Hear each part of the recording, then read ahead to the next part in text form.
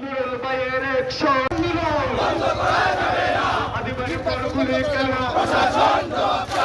আদিবাসী পড়গুলি কেন শ্যামল মাটি লাল কেন খালেদা জিয়া ভয় নাই তারেক রহমান ভয় নাই ভয় নাই নুরুল ভাই ভয় নাই আদিবাসী পড়গুলি কেন টাকার বুকে গুলি হাবি ভাই ভয় নাই নুরুল ভাই। বিসমিল্লাহির রহমানির রহিম।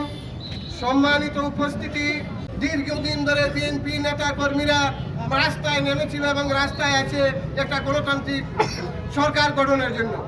ইতিপূর্বে আপনারা জানেন বিগত 11 তারিখে নির্বাচন কমিশন আগামী জাতীয় সংসদ নির্বাচনের তফসিল ঘোষণা করেছে। এই তফসিল ঘোষণার পরে গতকালকেই দেখা যায় ঢাকা 8 আসনের স্বতন্ত্র প্রার্থী এবং ইনকিলাব মঞ্চের সমন্বয়ক উসমান হাদিকে জুম্মার নামাজের পরে তাকে কাছ থেকে নির্মমভাবে গুলি করে তাকে আহত করা হয়েছে। আমরা এর তীব্র নিন্দা জানাই।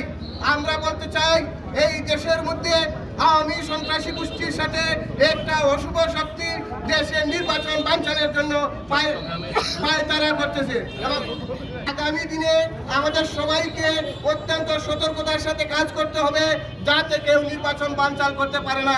আমরা মাঠে আছি, মাঠে দেখবো। নির্বাচন না হওয়া পর্যন্ত, একটা সুষ্ঠু গণতান্ত্রিক সরকার প্রতিষ্ঠিত না হওয়া পর্যন্ত আমরা মাঠ ছাড়বো না ইনশাল্লাহ। সবাইকে আগামী দিনে গুলি বর্ষণ করা হয়েছে। বাংলাদেশে একটি অসংখ্য ছায়ার বস পড়েছে। আমরা সবাই সতর্ক থাকতে হবে, সজাগ থাকতে হবে। বাংলাদেশের নির্বাচনকে বানচাল করার জন্য বিভিন্ন প্রকার ষড়যন্ত্র হচ্ছে।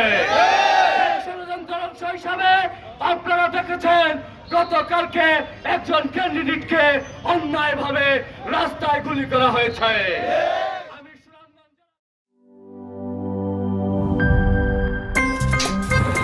আমার একটা স্মার্ট সিদ্ধান্তে 25% গ্যাসের খরচ কমেছে। ভাবছেন কিভাবে?